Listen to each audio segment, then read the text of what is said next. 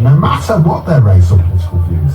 If a night's advertised as a black-only night, that's already creating divisive division. I feel lucky and very privileged to be of mixed heritage. I've seen so much racial ignorance in the past growing up. I really don't like the idea of excluding anyone, and that's Luke. Darren, very quickly. London Open TV. You have the last word, Darren. Oh, hi. Yeah, I just want to say, I think it's very funny that people have a problem with black people having their own space. If you remember rightly, 2 weeks ago, there was a lesbian bar that wanted to be exclusive and didn't want to include trans people.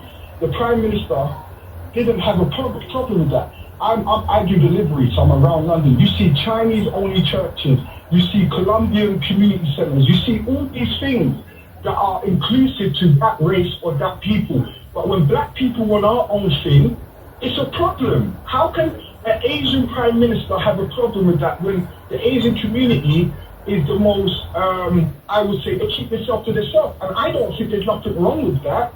But I'm saying it's a bit weird that an Asian Prime Minister could ever say that. Because you've got Asians that have been in the country for like 30 years. They still can't even talk English. So you're coming from a community that is very to themselves and stick to their culture, which is perfectly... Well, Darren, we've got to be careful about generalising. We've got to be careful about generalising. And therefore, I'm going to end with this text message. The definition of the word itself is divisive, but I feel many white people offended today are offended because they don't ever experience